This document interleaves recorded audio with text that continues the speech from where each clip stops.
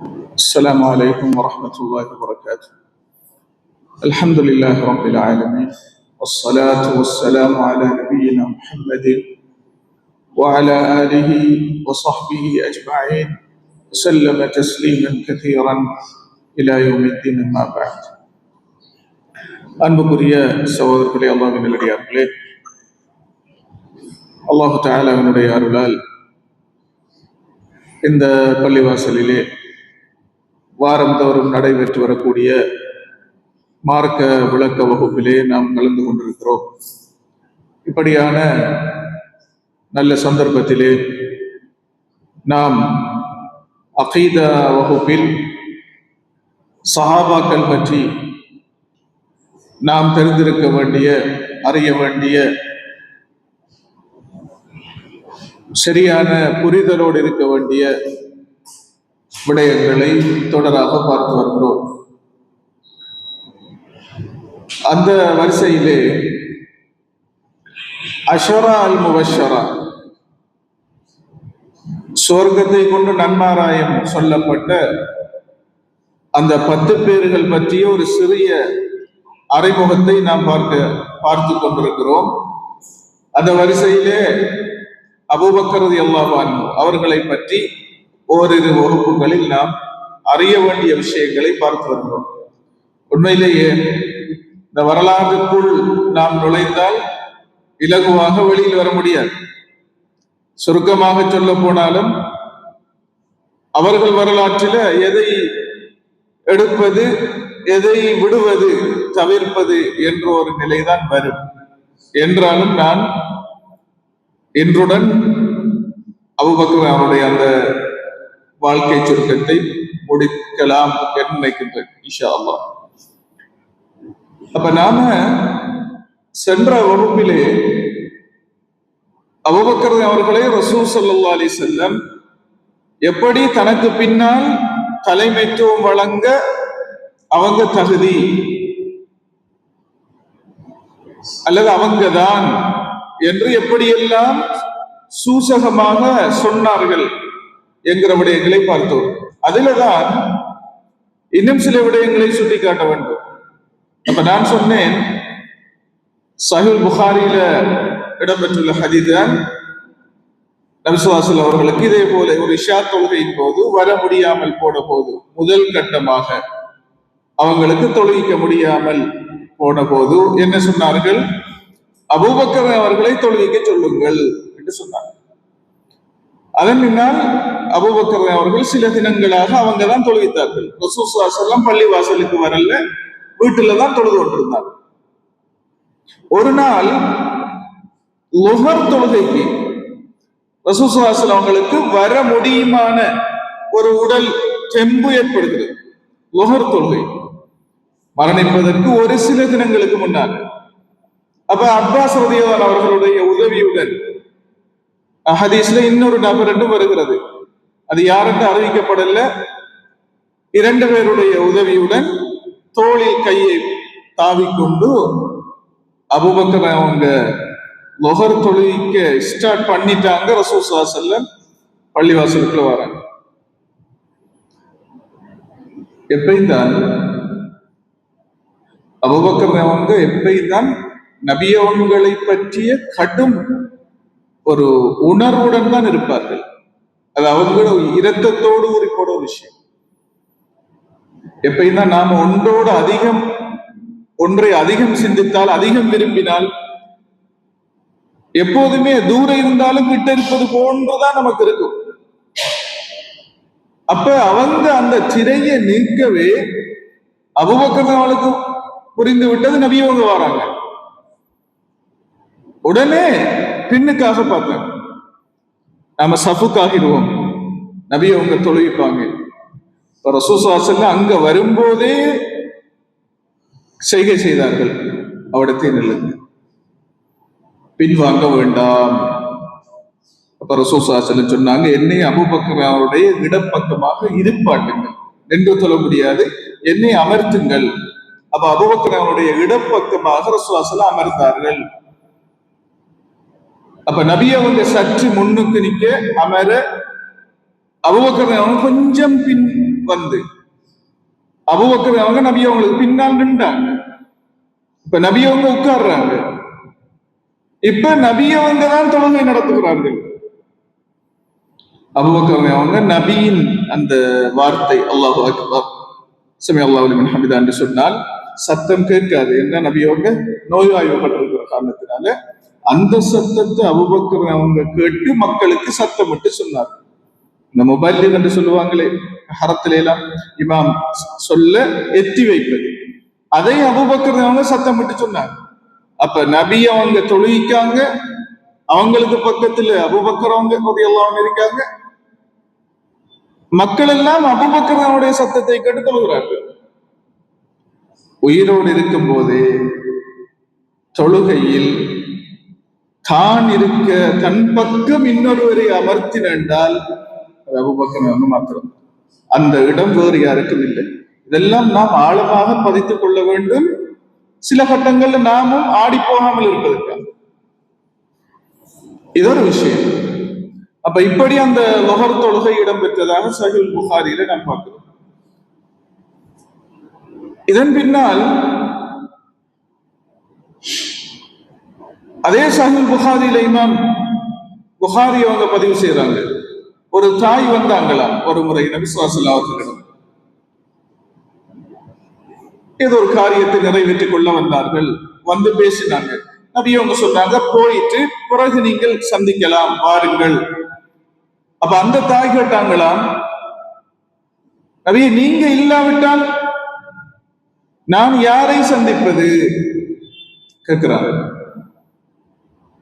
நபி அவங்க என்ன சொல்லியிருப்பாங்க, அந்நேரம் ஒரு தலைமைத்துவத்துங்களை இருப்பாங்க, நான் இல்லாட்டியும் ஒரு தலைவர் இருக்கத்தானே செய்யும், அவரை சந்திக்கலாம் என்று சொல்லியிருக்கணும். நபி அவங்க சொன்னாங்க, அபூபக்கர் ரலியல்லாஹு இருப்பார்கள், அவர்களை சந்திக்கலாம். இதை காட்டுது, நபிக்கு பின்னால இந்த சமூகத்துக்கு நபியின் இடத்தை தலைமைத்துவம் கொடுக்கிற, நபியின் இடத்தை நிரப்புகிற ஒருவராக அபூபக்கர் இருப்பார்கள் என்பதை அது காட்டுகின்றது. இதுவும் சஹீஹுல் புகாரியில் இடம்பெற்றது. அதே போல ஸல்லல்லாஹு அலைஹி வஸல்லம் இதை விடவும் தெளிவாக சொல்றாங்க. அதுவும் சஹீஹுல் புகாரி சஹீஹ் முஸ்லிம் ரெண்டுலையும் ஆதாரபூர்வமான ஹதீஸ் தான். நபி அவங்க சொல்றாங்க, ஒரு கனவு ஒன்றை சொல்கிறார்கள். நபிமார்களின் கனவெல்லாம் ஹக், அவங்க கனவாக கண்டால் அது சத்தியமே, உண்மையே, அது வஹீயின் ஒரு வகை. நபிமார்களின் கனவு வஹீயின் இறை செய்தியின் ஒரு வகை, அது உண்மை.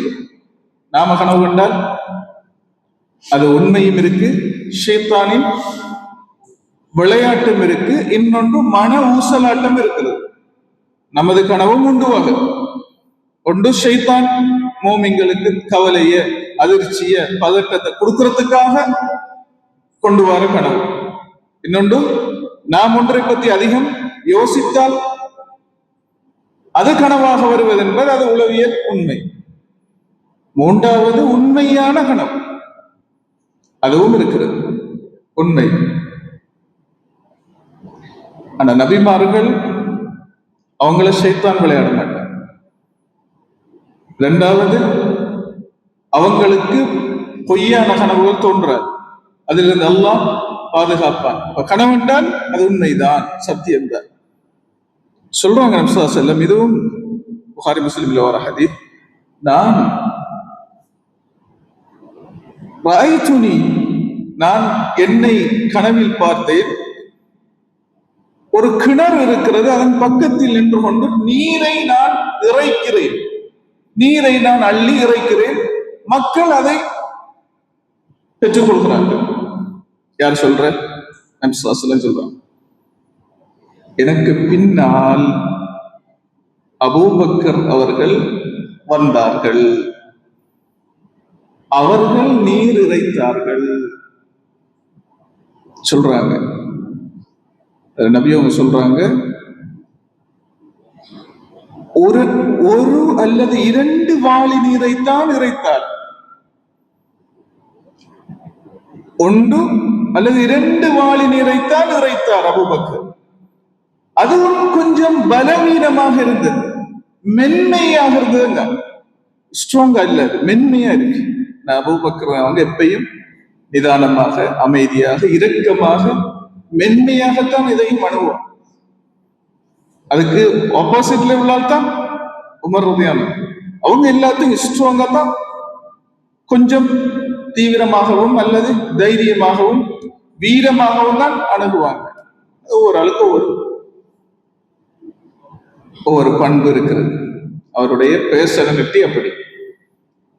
அதுல விசேஷம் என்னென்றால், நான் யாருங்கிறத ஒரு ஆள் அறிந்து கொள்ள வேண்டும். நான் என்ன வகை பேர்சனாலிட்டி உள்ளான், அப்பதான் அவரு அதை எப்படி முகாமைத்துவம் செய்யறங்கிறத புரிந்து கொள்ள வேண்டும். இல்லைன்னா அவருக்கு பிரச்சனை வரும். ஆனா அந்த வித்தியாசத்தை நாம மறுக்க முடியாது. ஒவ்வொரு ஆளும் ஒவ்வொரு முறையில் இருப்பார். அது உளவியல் சார்ந்த விஷயம். சில வெளிநாட்டுகள்ல, யூரோப்ஸ்ல எல்லாம் சில கம்பெனிகள்ல கலர் கொடுத்திருப்பாங்க. பாக்கெட்ல கலர் இருக்கு, ப்ளூ, ரெட், 4 கலர் இருக்கு, கிரீன், இப்படி கலர்கள் இருக்கு. அவரு காரியாலயத்துக்குள்ள இன்னொரு அந்த கம்பெனிக்குள்ள போறாருன்னா அந்த கலரை வச்ச மதிப்பாங்க. இவரோட எப்படி டீல் பண்ணணும், இவர் என்ன கேட்டகரியில உள்ளார், இவரோட எப்படி பேச வேண்டும். அது ஒரு அறிவு. அது கண்ணைத்தான் புரிந்து கொள்ளல் முதலாவது, அது தேவையான அறிவு. அது ஒரு விஷயம். அப்ப அபூபக்கர் அவங்க ஓரிரு வாளிகளைத்தான் இறைத்தார்கள். அதுவும் மென்மையாக இருந்தது. நபி அவங்க சொல்றாங்க, அந்த மென்மையையும் அல்லாஹ் மன்னிப்பான் சொல்றாங்க. அது அபூபக்கர் ஆச்சு, அல்லாஹ் அதை மன்னிப்பான். அது அல்லாஹ். பிறகு உமர் அவனுடைய அந்த சிறப்பை சொல்றாங்க. சும்ம அஹதஹு உமர், அந்த வாளியை அபூபக்கர் உமர் பெற்றார். பாருங்க, 2 வாளிகளைத்தான் நிறைத்தார்களா. அபூபக்கர் ஆட்சி காலம் 2 வருடமும் 4 மாசம். சுப்ஹானல்லாஹ். யாருக்கு பிறகு? நபிக்கு பிறகு கையில் பெற்றது, அந்த வாளியை பொறுப்பேற்றது. ரெண்டு வாளியை இறத்ததன் பின்னால் அது கொஞ்ச காலம் தான், கொஞ்சம் தான் உமர் பெற்றார். உமர் அவங்களுடைய அந்த மகிமையை சொல்றாங்க. சுவாசம் நம்மட பாஷையில சொல்றேன்டா, நபி அவங்க சொல்றாங்க,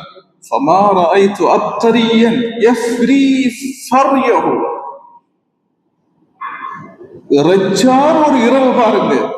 அதான் அந்த வசனத்தை மொழிபெயர்க்கிறேன். அந்த வாளியை எடுத்து உமர் இறைத்தார்கள். நீர் அது வார்த்தையால வர்ணிக்கல.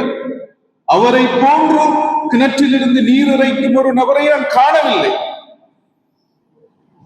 எந்த நோக்கண்டா நபிசுல்லல்லாஹு சொல்றாங்க, ஹத்தா ضرب الناس بالعطن.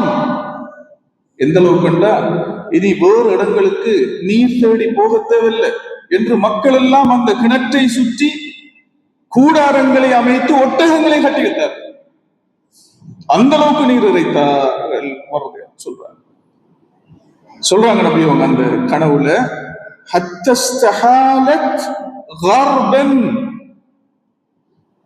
அந்த வாளி அபூபக்கர் அவங்களை சொல்லும் போது வாளியால் இறைத்தார்கள். அந்த வாளி உமர் கைக்கு வந்த உடனே அது கர்பனாக மாறியது என்கிறார். கனவுல காட்டப்பட்டது. கர்பன் என்றால் உலமாக்கள் அதுல விரிவுரை எழுதும் போது சொல்றாங்க, தனூபங்கிற சாதாரணமான வாளி, கர்பனுங்கிறது ஒட்டகத்துக்கு நீர் போட்ட பயன்படுத்துற வாளியா. அப்ப அது உமர் கைக்கு அந்த வாளி வந்தோன்னு பெரிய பயிர் பயங்கரமாக இறைத்தார். உமர் ஆட்சி காலம் 10 வருடங்கள். இன்று இருக்கிற ஈரானின் போர்டர் வரைக்கும் பாரசீகம், அது வரைக்கும் இஸ்லாத்தை கொண்டு போய் சேர்த்தாங்க முறையான. அது மாத்திரமல்ல, காலாகாலம் அசைக்க முடியாது, தோக்குறல்ல, தோல்வியை தழுவியதில்லை என்று நினைத்துக் கொண்டு அந்த பாரசீகத்தையே வென்றார். பாரசீகம் என்பது இப்போது இருக்கிற ஈரான் அந்த பகுதி.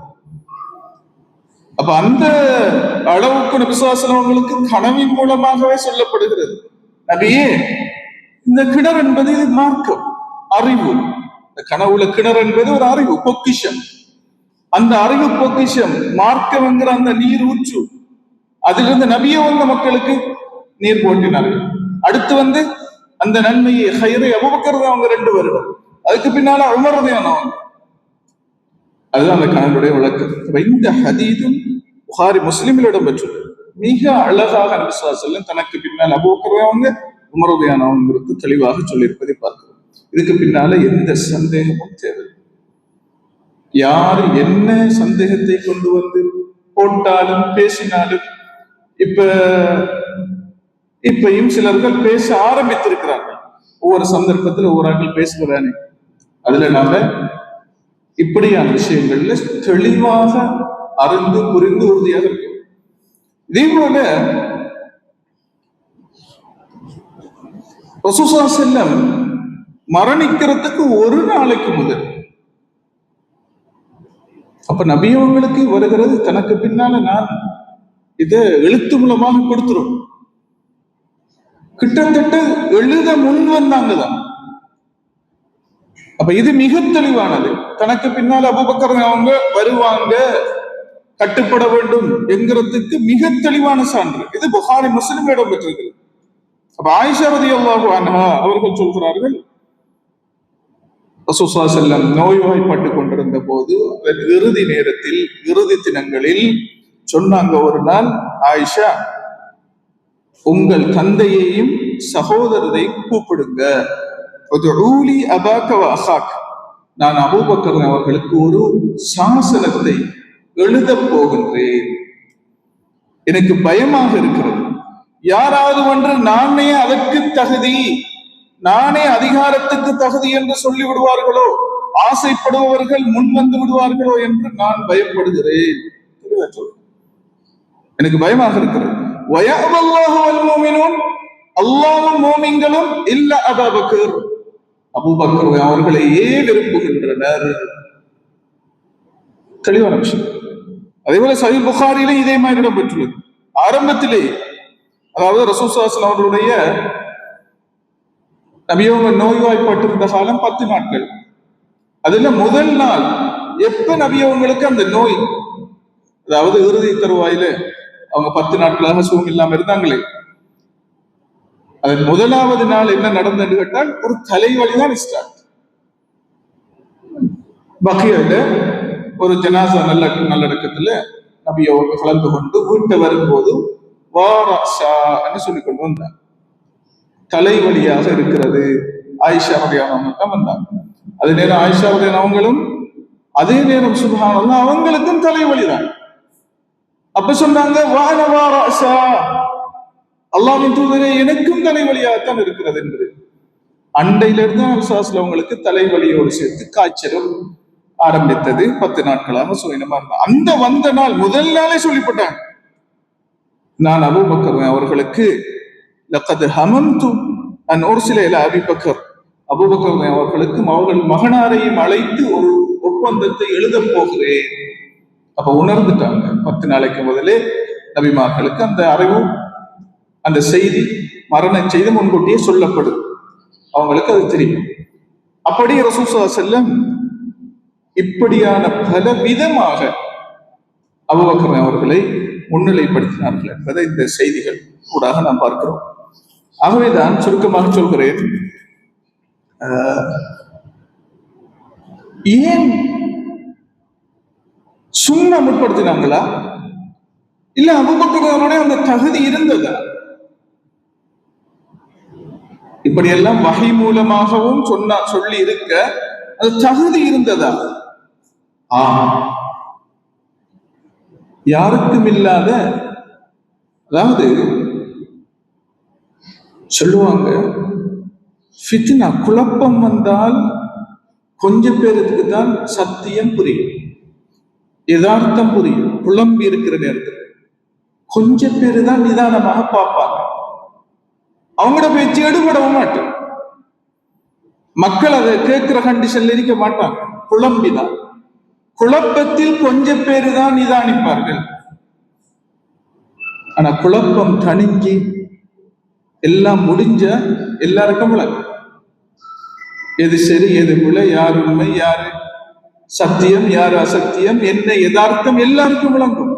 ஆனா குழம்பி இருக்கிற நேரத்துல அது கொஞ்சம் பேருக்கு தான் விளங்கும். எவ்வளவு பெரிய தைரியசாலிகள், வீரர்கள் யாராக இருந்தாலும் குழம்பி போயிடுவாங்க. இந்த கலக்கத்திலும் குழப்பத்திலும் குழம்பாமல் இருக்கிற நிதானம் உமர் அவர்களை விட அபூபக்கர் அவர்களுக்கு இருக்கு. அதான் தனிச்சிறப்பு. அதனாலதான் அவங்களுக்கு முன்னுரிமை. எப்பயும் தான் தலைமைத்துவம் வழங்குற ஆளுக்கு இது தேவை. நிதானித்து இருக்கும், நிதானத்தை இழக்கக்கூடாது. இல்லைன்னா அவர் அந்த தலைமை பொறுப்புக்கு வரக்கூடாது. முதலாவது அதுதான் தேவை. பாருங்க, சுருக்கமாக சொல்லி முடிச்சுக் கொள்வோம். நான் சொன்னது போல ஆரம்பிச்ச ஹிஸ்டரிக்குள்ள போனால் அது நீண்டு கொண்டுதான் போகும். ஆனா இது வரலாற்று பாடம் அல்ல, இது அகீதா பாடம். மேக்சிமம் நாம சுருக்கிக் கொள்ள வேண்டும். அதாவது இதை மாத்திரம் சொல்லி முடித்துக் கொள்கிறேன்.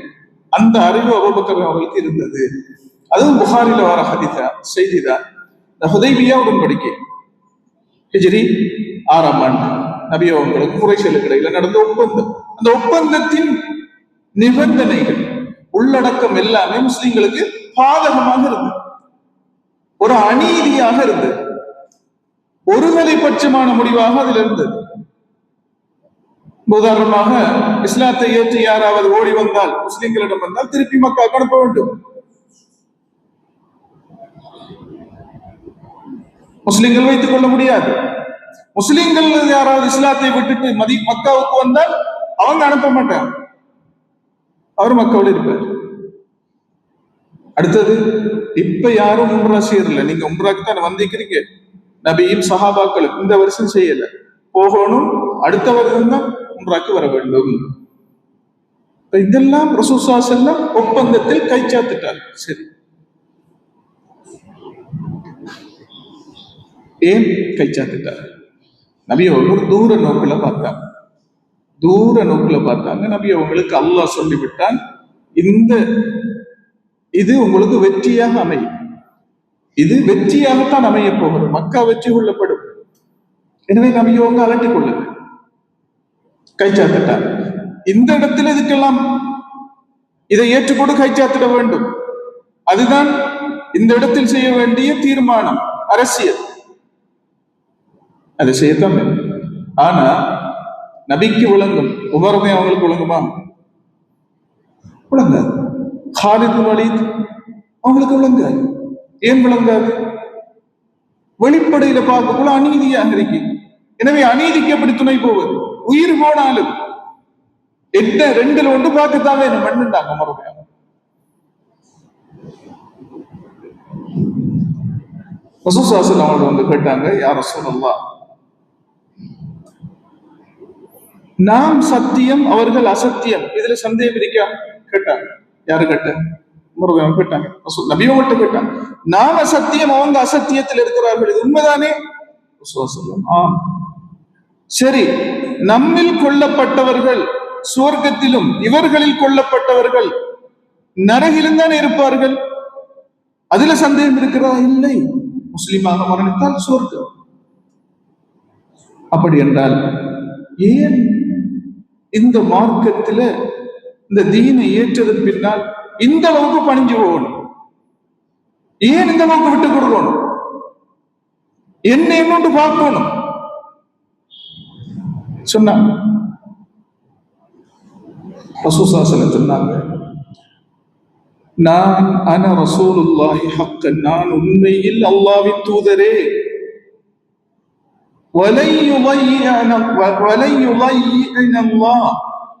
அல்லாஹ் என்னை ஒருபோதும் கைவிட மாட்டான் என்னதான் சொன்னாங்க. இதை கேட்டுட்டு உமர் ரலியல்லாஹு அபூபக்கர் ரலியல்லாஹு வந்தாங்க. இதே கேள்வியை கேட்டாங்க. நாம் சத்தியம், அவர்கள் அசத்தியம், அப்படித்தானே?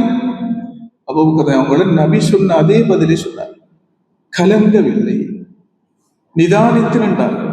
ஆம், நாம் சத்தியம், அவர்கள் அசத்தியம். எம்மில் கொல்லப்பட்டவர்கள் சுவர்க்கத்தில், அவர்களில் கொல்லப்பட்டவர்கள் நரகில், அது உண்மைதானே? ஆம், அது உண்மை. அப்ப என்னத்துக்கு நாம் இப்படி விட்டு கொடுக்கணும்? அப்பதான் அபூபக்கர் அவங்களும் நபி சொன்ன அதே பதிலைத்தான் சொன்னார்கள். நிச்சயமாக நபி ஸல்லல்லாஹு அலைஹி வஸல்லம் அவர்கள் சத்தியமான இறை தூதரே, அவர்களை அல்லாஹ் கைவிட மாட்டான். நபி சொன்ன அதே பதில சொன்னாங்க அபூபக்கர். இங்கதான் உலமாக்கள் சொல்றாங்க, இதுதான் ஏனைய சஹாபாக்களுக்கும் அபூபக்கர் அவர்களுக்கு இடையில் உள்ள வித்தியாசம். அபூபக்கருக்கும் உமர் அவர்களுக்கு இடையில வித்தியாசம். அவங்க குழம்பி போனாங்க, இவங்க நிதானத்தில் இருந்தாங்க. இப்படி அன்புக்குரிய சகோதரர்களே, அல்லாஹ் நல்லடியார்களே, வரலாற்று விஷயங்கள், சஹாபாக்களை பற்றி வந்துள்ள விஷயங்கள் நிறைய உண்டு.